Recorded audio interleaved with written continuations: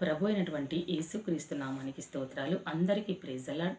ఈ దినము నాడు రెండవ రోజు, 2025 సంవత్సరంలో రెండవ రోజు, మొదటి దినము మనం విన్నాం దేవుడు వాక్యం. ఏమని దేవుడు సెలవిచ్చాడు అని అంటే, మొదటి దినము మనల్ని దేవుడు ఆధ్యాత్మిక విషయంలో పోషిస్తాను అన్నాడు, కర్మేలు అనుభవంలో ఉంచుతానన్నాడు, షారోను పొలములో మనల్ని అటువంటి అనుభవంలో మిమ్మల్ని ఉంచుతాను ఈ సంవత్సరం అని మనకు సెలవిచ్చాడు. మరి ఈ రెండవ దినము ఏమని సెలవిస్తున్నాడు ప్రభు అని ప్రభువుల వారు సెలవివ్వక ముందే మనం అడుగుతాం కదా. ఈ 25 సంవత్సరంలో మనం అడుగు పెట్టగానే ప్రభా పెట్టక ముందే పరిశుద్ధుడా, నా కుటుంబమును నన్ను జ్ఞాపకం చేసుకుని మా జీవితాలకు, మా కుటుంబాలకు సంబంధించిన మాట నువ్వు మాట్లాడు ప్రభా.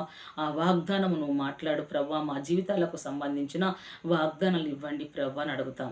మరి ఆ వాగ్దానాలు ప్రభుల వారు మనకిచ్చిన తర్వాత ఏం చేస్తున్నాం? ఆ వాగ్దానాన్ని ఎత్తి పట్టి ప్రార్థిస్తున్నామా? దేవుడు మాట ఇచ్చి నెరవేర్చుటకు ఆయన సమర్థుడని మనకు తెలియను. మరి సమర్థుడైన దేవుడు ఆయన సామర్థ్యము చొప్పున మనం ప్రార్థించాలి. అంటే ప్రార్థన అతి బలముగా చేయాలని అర్థము. ప్రార్థన విసుగు లేకుండా చేయాలని అర్థము. ప్రార్థన అనుక్షణము ముమ్మారు ప్రార్థించాలని అర్థము. ఎందుకంటే ప్రార్థనలో మనము విసుకకుండా ప్రభుల వారిని విసికించి ప్రార్థించాలి అని ప్రార్థన వాక్యం సెలవిస్తుంది కదా. కాబట్టి మరి ఈ దినము నాడు అందరము అడిగాము. అందరికీ వారి వారి జీవితాలను, హృదయాలను పరిశీలించిన దేవుడు మనకు వాగ్దానములు ఇచ్చాడు. ఈ దినము నాడు తీసుకున్న ఈ మాట ఒక్క రోజుతో ముడిపడేది కాదు. ఈ వాగ్దానము మన జీవిత కాలమంతా ముడిపడే ఈ వాగ్దానములు. అంటే ఈ గ్రంథమే ప్రవచనాల గ్రంథము. అంటే మాట ఇచ్చిన గ్రంథము, మాట నెరవేర్చే గ్రంథము, మాట నిలుపుకునే గ్రంథము, మాటలు జరిగించే గ్రంథము. కాబట్టి ఈ గ్రంథంలో ఉన్న ప్రతిదీ వాగ్దానము. కానీ మనము నమ్మి ఉన్నాం సంవత్సరం అంతా ఈ వాగ్దానం ఇది నాది అని. మరి నమ్మిన మనము ప్రార్థిస్తున్నామా? ప్రార్థించినప్పుడు ఎలా అనుకునాలి, ఎలా విశ్వసించాలి? అదే చూసుకున్నట్లయితే మనం ఇక్కడ మార్కు సువార్త 11వ అధ్యాయము 24వ వచనంలో ప్రభుల వాక్యం ఒక సెలవిస్తుంది. ఏమని? అందుచేత ప్రార్థన చేయనప్పుడు మీరు అడుగుచున్న వాటిని ఎల్లను పొంది ఉన్నామని నమ్ముడి, అప్పుడు అవి మీకు కలుగునని మీతో చెప్పుచున్నాను. హాలిలో ఏందట? అందుకు మీరు ప్రార్థించుచున్నప్పుడు ఏం ప్రార్థిస్తున్నారు? మీరు అడుగుతున్న వాటిని ఒకటి కాదు, ఎన్ని అడుగుతాం?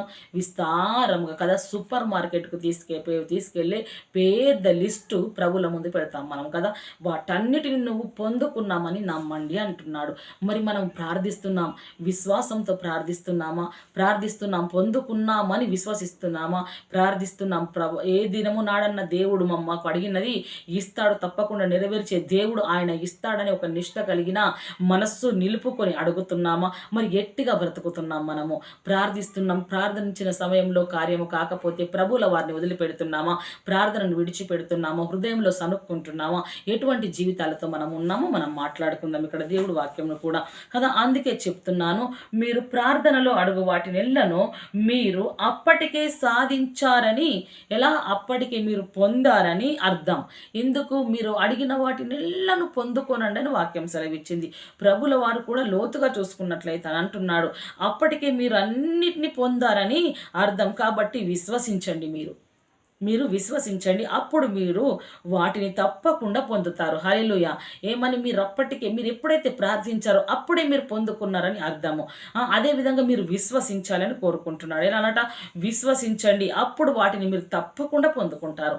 విశ్వాసం ఉండాలి కదా, బలమైన విశ్వాసం. ఎందుకంటే దేవుడు అసాధారణమైన కార్యములు చేయుటకు సామర్థ్యం కలిగిన వారు. ఆ కార్యం ఎవరి వేళలో చేస్తారంటే తన నామమున ప్రార్థించిన ప్రతి వారి ఎడల దేవుడు జరిగించువాడై ఉంటున్నాడు. దేవుడు ఈ మాటలు ఎవరితో చెప్పారో తెలుసా? యేసు ప్రభుల వారి మాటలు తన అనుచరులకు చెప్పాడు. తన అనుచరులు ప్రార్థనకు ఉన్న శక్తిని బలంగా నమ్మడం కదా. ప్రార్థనకున్న శక్తిని తన అనుచరులు బలంగా నమ్మడానికి, నమ్మకం కలిగించడానికి కాదు, బలంగా నమ్మి ప్రార్థించాలని చెప్పాడు అని ఇక్కడ అంటున్నాడు. ఎంత ముఖ్యమో, ఎలానట? ప్రార్థనకు ఉన్న శక్తి బలంగా నమ్మడం ఎంత ముఖ్యమో నొక్కి చెప్తున్నాడు దేవుడు కదా. ఏమని నొక్కి చెప్తున్నాడు? నీవు ప్రార్థించినప్పుడెల్లా అడిగిన వాటిని ఎలా పొందుకున్నావని నమ్ము, అవి నీకు నమ్మినప్పుడే మీకు అనుగ్రహించబడ్డాయి. విశ్వసించు, నువ్వు తప్పకుండా పొందుకుంటావు. మంచిగా గమనించాలి మాట.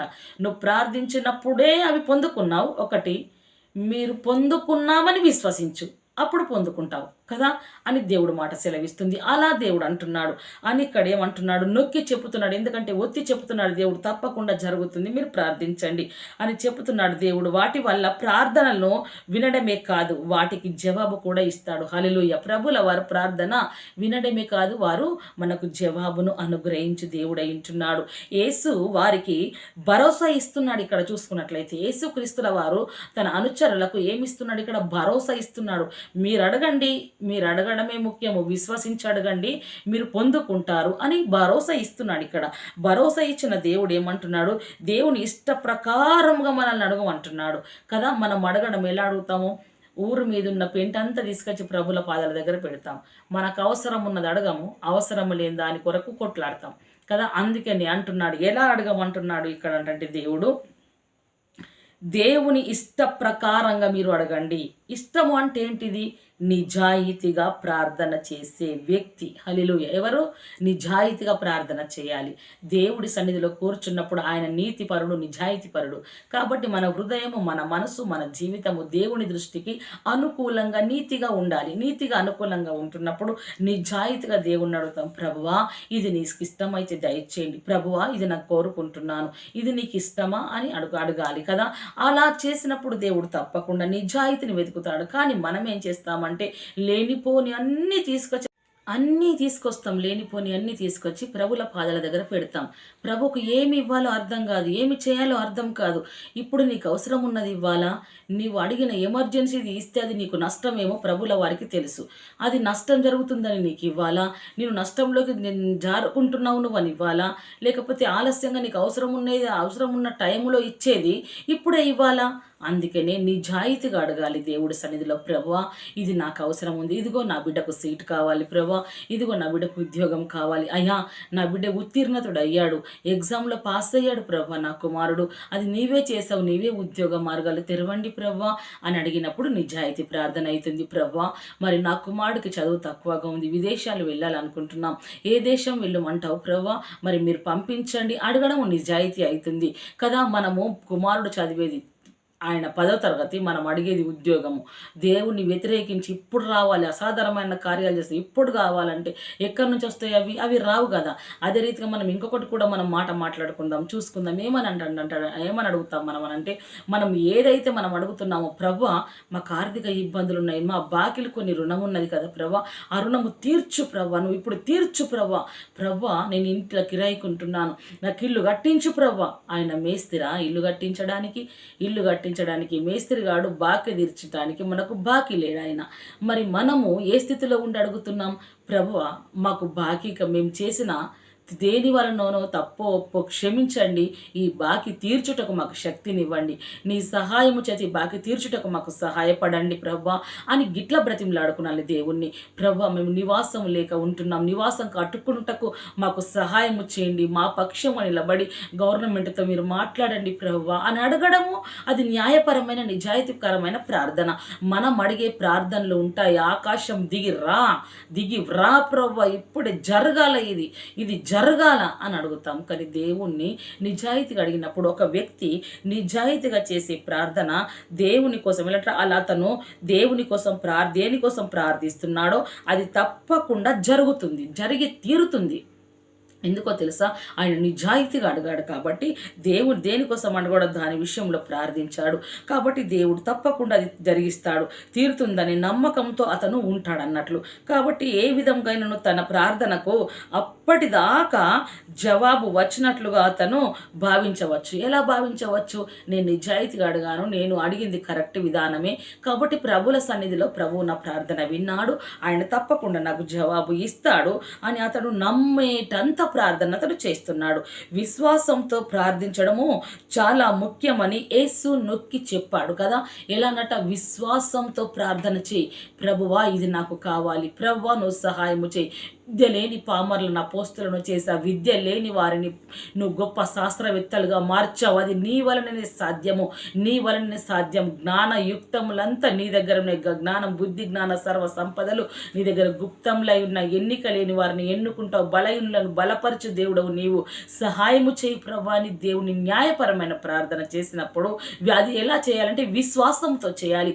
విశ్వాసించి ప్రార్థించినప్పుడు అది పొందుతాము అని దేవుడు ఇంతకు ముందే మనతో మాట్లాడి ఉన్నాడు. కాబట్టి ఇక్కడ అంటున్నాడు, యేసు ఎలా చెప్తున్నట్టు విశ్వాసంతో నొక్కి చెప్తున్నట్టుగా మనము చూపుతున్నాం. అక్కడ ప్రార్థించే వ్యక్తి మనస్సులో ఎలా ఉండాలి? ప్రార్థించే వ్యక్తి మనస్సులో జరుగుతుంది, జరిగింది, నేను అడిగింది సర్వశక్తి గల దేవుణ్ణి, నేను అడిగింది జీవం గల దేవుణ్ణి, నా జీవదాత అయిన నా దేవునికి నేను ప్రార్థించాను, నా ప్రార్థన నా దేవుడు ఆలకిస్తాడు, అంగీకరిస్తాడని విశ్వసించాలి, నమ్మాలి కదా. అప్పుడు అంటున్నాడు ఇక్కడ దేవుడు ఏమంటున్నాడంటే సందేహపడకుండా తాను అన్నది జరుగుతుంది అని.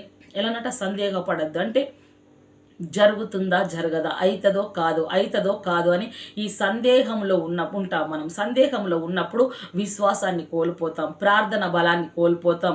సందేహంలో ఉన్నప్పుడు జరిగే ప్రతి కార్యానికి మన సందేహము అడ్డుపడుతుంది. కాబట్టి సందేహాలను తొలగించుకోవాలి, సంశయములను తొలగించుకొని ప్రభువు ఇచ్చాడు అని మనం ప్రార్థించాలి. అదేవిధంగా ఇక్కడ చూసుకున్నట్లయితే అంటాడు విశ్వసించాలి. యేసు ఎలా అంటే జరుగుతుంది అని విశ్వసించాలని యేసు వివరించాడు. అక్కడ ఎందుకు వివరించాడు? ఈ మార్కులో ఎందుకు వివరించాడో తెలుసా? మీరు ప్రార్థన చేయనప్పుడు అడిగిన వాటినిల్లా మీరు పొందుకున్నామని నమ్ముడి అని అందుకని ప్రభుల వారు చెప్పారు. ఇక్కడ చూసుకున్నట్లయితే మనము ఎందుకంటే సందేహించు వాళ్ళు యెహోవా నుండి ఏదైనా దొరుకుతుందని ఆశ పడకూడదని వాక్యం సెలవిస్తుంది. ఎందుకు సందేహిస్తున్నావు అని అంటే నీవు జీవం గల దేవుణ్ణి అవమానపరుస్తున్నావు. దొరకది నాకు అని నీవు జీవం గల దేవుణ్ణి కించపరుస్తున్నావు. ఎందుకు నాకు దొరకది అని. నువ్వు చేసింది జీవం గల దేవునికి ప్రార్థన, నువ్వు అడిగింది ఇచ్చే దేవునికి ప్రార్థన. కానీ నువ్వు చేస్తున్న పనిని బట్టి అక్కడ దేవునికి సందేహపడుతున్నావు. కాబట్టి ఏదైనా తండ్రి నుంచి దొరుకుతుంది మనకని ఆశ పడకూడదు అని ఇక్కడ వాక్యం సెలవిస్తుంది. అదేవిధంగా విశ్వసించే వ్యక్తి చాలా సార్లు కూడా ప్రార్థిస్తాడని మనం జ్ఞాపకం చేసుకున్నాలి. ఎందుకో తెలుసా? విశ్వసించిన వ్యక్తి ప్రార్థన పదే ఎందుకు చేస్తాడో తెలుసా? దేవుణ్ణి విసిగిస్తూ ఉంటాడు. ఇది కావాలి, ఇది జరగాలి, నాకు అవసరం ఉన్నది ప్రభువా అని విశ్వాసంతో